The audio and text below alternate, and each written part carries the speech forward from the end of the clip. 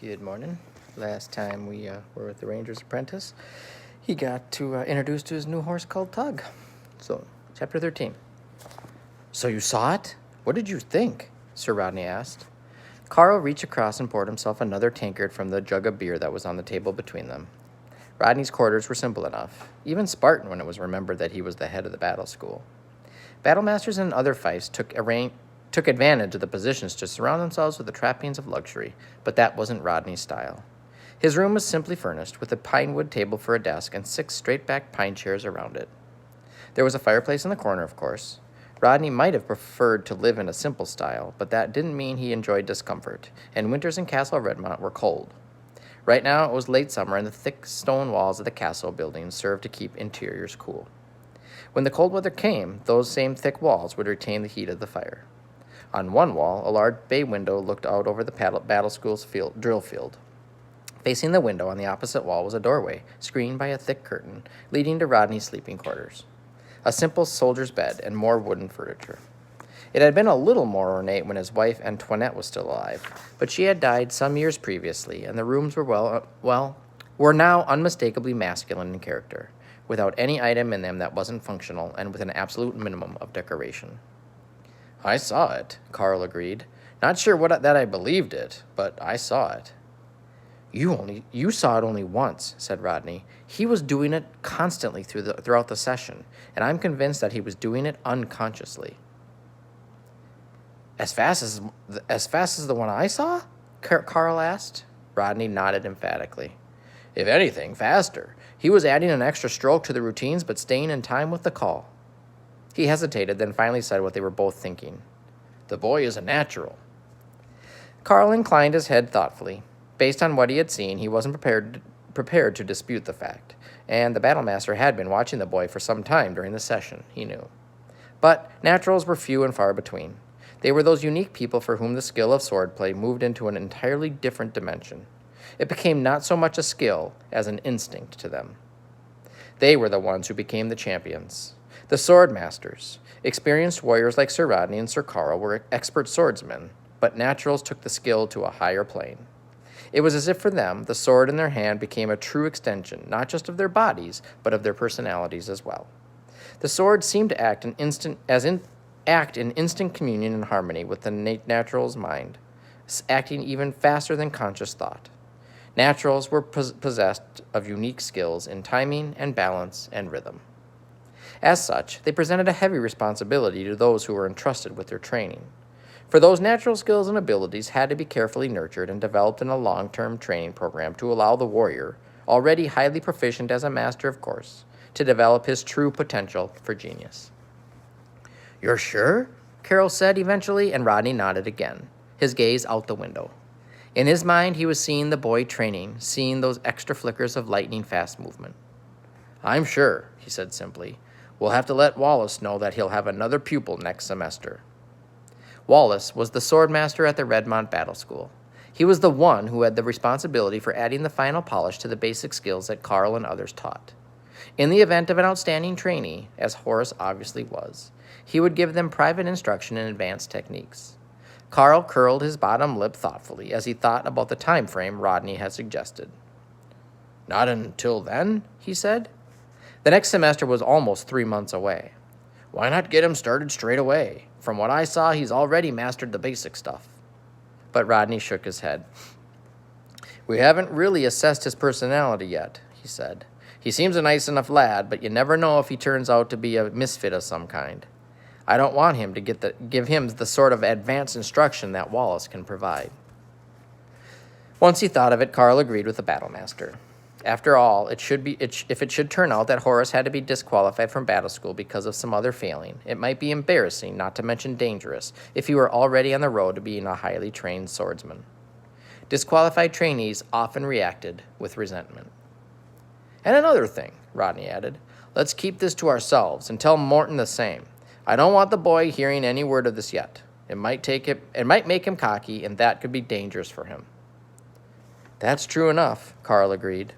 He finished the last of his beer in 2 quick draughts, then set his tankard down on the table and stood. Well, I'd better be getting along. I've got reports to finish. Who hasn't? The battlemaster said with some feeling, and then the two old friends exchanged rueful grins. I never knew there was so much paper involved in running a battle school. Carl snorted in derision. Sorry. Sometimes I think we should forget the weapons training and just throw all the paper at the enemy. Bury them in it. He gave an informal salute, just touching one finger to his forehead. That was in keeping with his seniority. Then he turned and headed for the door. He paused as Rodney added one last point to their discussion. Keep an eye on the boy, of course, he said, but don't let him become aware of it. Of course, Carl replied. We don't want him to start thinking that there's something special about him. At that moment, there was no chance that Horace would think there was anything special about him, at least not in any positive sense. What he did feel was there was something about him that attracted trouble. Word had gone around about the strange scene at the training ground. His classmates, not understanding what had all happened, all assumed that Horace had somehow annoyed the battlemaster and now waited for the inevitable retribution. They knew that the rule during the first semester was that when one member of a class made a mistake, the entire class paid for it. As a result, the atmosphere in their dormitory had been strained, to say the least. Horace had finally made his way out of the room, intending to head for the river to escape the condemnation and blame he could feel from the others. Unfortunately, when he did so, he walked straight into the waiting arms of Alda, Bryn, and Jerome. The three older boys had heard garbled versions of the scene at the practice yard. They assumed that Horace had been criticized for his sword work and decided to make him suffer for it. However, they knew that their attentions would not necessarily meet with the approval of the battle school staff. Horace, as a newcomer, had no way of knowing that this sort of systemic bullying was totally disapproved of by Sir Rodney and the other instructors. Horace simply assumed that this was the way things were supposed to be, and not knowing any better, went along with it, allowing himself to be bullied and insulted. It was for this reason that the 3 second-year cadets marched Horace to the riverside, where he had been heading anyway, and away from the sight of the instructors. Here, they made him wade thigh-deep into the river and then stand at attention. Baby can't use a sword properly, said Alda. Bryn took up the refrain. Baby made the battlemaster angry. Baby doesn't belong in battle school. Baby shouldn't be given swords to play with. Baby should throw stones instead, Jerome concluded the sarcastic litany. Pick up a stone, baby. Horace hesitated and then glanced around. The riverbed was full of stones, and he bent to get one. As he did so, his sleeve and the upper part of his jacket became soaked. Not a small stone, baby, Alda said, smiling evilly at him. You're a big baby, so you need a big stone. A great big stone, Bryn added, indicating with his hands that he wanted Horace to pick up a large rock. Horace looked around him and saw several larger pieces in the crystal-clear water. He bent and retrieved one of them. In doing so, he made a mistake. The rock he chose was easy to lift under the water, but as he brought it above the surface, he grunted with the weight of it. Let's see it, baby, Jerome said. Hold it up. Horace braced himself. The swiftly running current of the river made it difficult to keep his balance and hold the heavy rock at the same time. And then he lifted it to chest height so his tormentors could see it. Right up, baby, Alda commanded. Right over your head. Painfully, Horace obeyed. The rock was feeling heavier by the second, but he held it high above his head, and the 3 boys were satisfied. That's good, baby, Jerome said, and Horace, with a relieved sigh, began to let the rock down again. What are you doing? Demanded Jerome angrily. I said that's good, so that's where I want the rock to stay. Horace struggled and lifted the rock above his head once more, holding it at arm's length. Alda, Bryn, and Jerome nodded their approval. Now you can stay there, Alda told them, while you count to 500. Then you can go back to the dormitory. Start counting, Bryn ordered, grinning at the idea. 1, 2, 3, he began, but they all shouted at him almost immediately. Not so fast, baby. Nice and slow. Start again. 1, 2, 3. Horace counted, and they nodded their approval. That's better. Now, have a nice slow count to 500, and you can go, Alda told him. Don't try to fudge it, because we'll know, threatened Jerome, and you'll be back here counting to 1,000. Laughing among themselves, the 3 students headed back to their quarters. Horace remained in midstream, arms trembling with the weight of the rock, tears of frustration and humiliation filling his eyes. Once he lost his balance and fell full length in the water. After that, his heavy sodden clothing made it all the harder to hold the rock above his head. But he kept at it.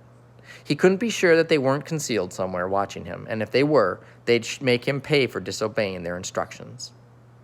If this was the way of things, then so be it, he thought. But he promised himself that first chance he got, he was going to make somebody pay for the humiliation he was undergoing. Much later, clothes soaked, arms aching, and a deep feeling of resentment burning in his heart, he crept back to his quarters. He was too late for the evening meal, but he didn't care. He was too miserable to eat. All right, back to Will. Walk him around a little, said Halt. Will glanced back at the shaggy pony, who watched him with intelligent eyes. Come on, boy, he said, and pulled on the halter. Instantly, Tug braced his forelegs and refused to move. Will pulled harder on the rope, leaning back in his efforts to make the stubborn little pony move. Old Bob cackled with laughter. He'd be stronger than you, he said. Will felt his ears reddening with embarrassment. He pulled harder. Tug twitched his ears and resisted. It was like trying to pull a house along. Don't look at him, Halt said softly. Just take the rope and walk away from him. He'll follow. Will tried it that way. He turned his back on Tug, seized the rope firmly, and began walking. The pony trotted easily after him. Will looked at Halt and grinned. The ranger nodded his head toward the far fence of the paddock. Will glanced across and saw a small saddle placed across the top rail of the fence. Saddle him up, said the ranger. Tug clip-clopped docilely across to the fence. Will looped the reins around the fence rail and hefted the saddle across the pony's back. He bent down to fasten the girth straps of the saddle. Pull 'em good and tight, old Bob advised him. Finally, the saddle was firmly in position. Will looked eagerly at Halt. Can I ride him now? He asked. The ranger stroked his uneven beard thoughtfully before he answered.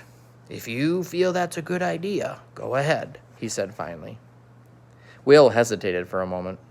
The phrase stirred a vague memory with him, but then eagerness overcame caution, and he put one foot in the stirrup and swung himself nimbly onto the pony's back. Tug stood, unmoving. Get up, Will said, drumming his heels against the pony's side. For a moment, nothing happened. Then Will felt a small tremor of movement go through the pony's body. Suddenly, Tug arched his muscular little back and shot straight into the air, all 4 feet leaving the ground at the same time. He twisted violently to one side, came down in his front legs, and kicked his rear legs high into the sky. Will sailed neatly over the pony's ears, turned a complete somersault in the air, and crashed on his back in the dirt. He picked himself up, rubbing his back. Tug stood nearby, ears up, watching him intently. Now why did you go and do a silly thing like that? Tug's eyes seemed to say. Old Bob leaned against the fence, sides heaving with laughter. Will looked at Halt. What did I do wrong? He asked. Halt ducked under the fence rails and walked across to where Tug stood, watching the two of them expectantly. He handed the bridle back to Will, then laid one hand on his shoulders. Nothing. If this were an ordinary horse, he said. But Tug has been trained as a ranger horse. What's the difference? Will interrupted angrily, and Halt held his hand up for silence. The difference is each ranger horse has to be asked before a rider mounts him for the first time, said Halt. They're trained that way so they can never be stolen. Will scratched his head. I've never heard of such a thing, he said. Old Bob smiled as he walked forward. Not many people have, he said. That's why ranger horses never get stolen. Well, said Will, what do you say to a ranger horse before you mount him? Halt shrugged. It varies from horse to horse. Each one responds to a different request. He gestured toward the larger horse. My horse, for example, responds to the words, Permettez moi.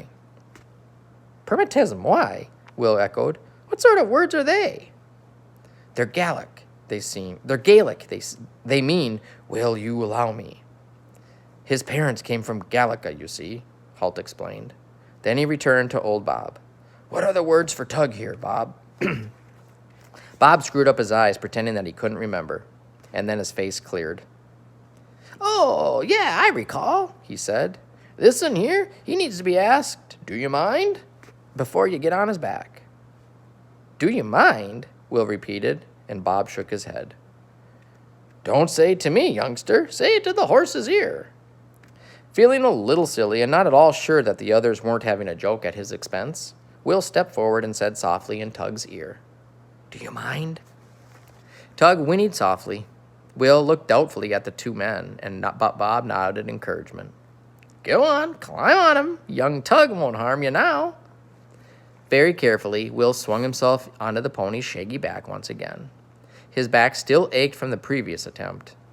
He sat there a moment. Nothing happened. Then he tapped his heels gently into Tug's ribs. "Come on, boy," he said softly. Tug's ears twitched up, and he stepped forward at an easy walk. Still cautious, Will let him walk around the paddock once or twice, then tapped again with his heels. Tug broke into a gentle trot.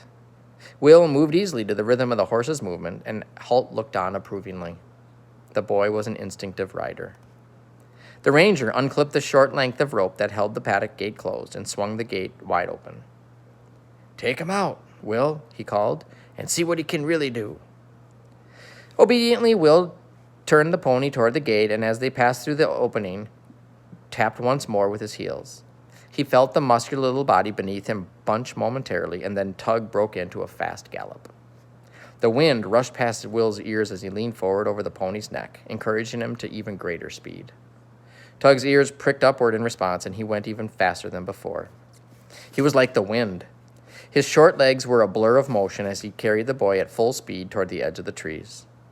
Gently, not sure how the pony would react, Will applied pressure to the left-hand rein. Instantly, Tug veered to the left, racing away from the trees at an angle. Will kept the pressure on the rein until Tug was headed once again back toward the paddock. Will gasped in amazement as he saw how far they had come. Halt and old Bob were tiny figures in the distance now, but they grew rapidly larger as Tug flew over the rough grass toward them. A fallen log loomed in front of them, and before Will could make any effort to avoid it, Tug had gathered himself, steadied, and leaped over the obstacle. Will let out a shout of excitement, and the pony whinnied briefly in reply. They were almost back to the paddock now, and Will pulled gently on both reins. Instantly, Tug slowed to a canter and then a trot, finally coming down to walking pace as Will maintained the pressure on the reins. He brought the pony to a standstill beside Halt. Tug tossed his shaggy head and whinnied again. Will leaned forward and patted the pony on the neck. "He's terrific," he said breathlessly. "He's as fast as the wind." Halt nodded gravely. "Perhaps not quite as fast as the wind," he said, "but he can certainly cover ground." He turned to the old man. "You've done well here with him, Bob." Old Bob ducked his head in appreciation and leaned forward to pat the shaggy little pony in his turn. He had spent his life breeding, training, and preparing the Ranger Corps horses, and this one ranked among the best he had seen. "He'll keep that pace all day," he said fondly. "Run them fat battle horses into the ground, this son will. Youngster rides 'em well, too. Ranger, don't he?" Halton stroked his beard. "Not too badly," he said. Bob was scandalized. "Not too badly? You're a hard man, Ranger. Youngster sat light as a feather through that jump." The old man looked up at Will sitting astride the pony and nodded in appreciation. "You don't saw away at them reins like some other do, either. Got a light touch with the horse's soft mouth." Will grinned at the old horse trainer's praise. He sneaked a quick look at Halt, but the ranger was as grave-faced as ever. "He never smiles," Will thought to himself. He went to dismount, then stopped himself hurriedly. Is there anything I should say to him before I get off?" Bob laughed out loud. "No, youngster. Once said, and young Tug here will remember, as long as it's you who's riding him." Relieved, Will climbed down. He stood beside the pony, and Tug shoved him affectionately with his head. Will glanced at the apple barrel. Could I give him another?" he asked. Halt nodded. "Just one more," he said, "but don't go making a habit of it. He'll be too fat to run if you feed him all the time." Tug snorted loudly. Apparently, he and Halt were at odds over how many apples a pony should have in a day. Will spent the rest of the day getting tips on riding technique from old Bob and learning how to look after and repair Tug's saddle and harness, as well as the finer points of caring for the little horse. He brushed and curried the shaggy coat until it shone, and Tug seemed to appreciate his efforts. Finally, worn out, his arms aching with effort, he had slumped to a seat on a hay bale, which, of course, had to be the exact moment when Halt walked into the stable. "Come along," he said. "No time to be lolling about round doing nothing. We'd best get moving if we're going to be home before dark." And so saying, he tossed a saddle across the back of his horse. Will didn't bother to protest that he hadn't been lolling around, as the ranger put it. For a start, he knew it would be to no use. And secondly, he was excited by the fact that they would be riding back to Halt's little cottage by the edge of the forest. It seemed that the two horses were to become a permanent part of their establishment. He realized now that Halt's horse had obviously been so before, and that the ranger had only been waiting until Will had shown his ability to ride and to bond with Tug before reluctantly reclaiming him from his temporary home in old Bob's stable.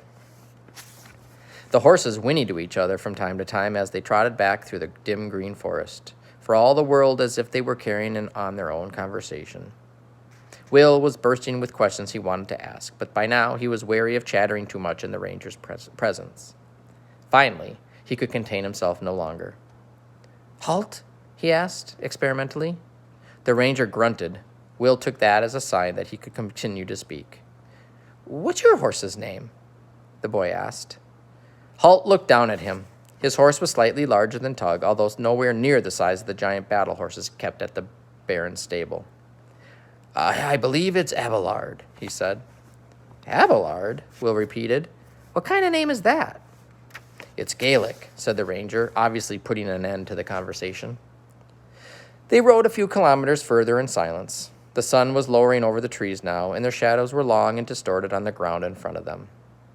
Will studied Tug's shadow. The pony seemed to have enormously long legs and a ridiculously short body. He wanted to call Halt's attention to it, but thought that such a frivolous observation would not impress the ranger.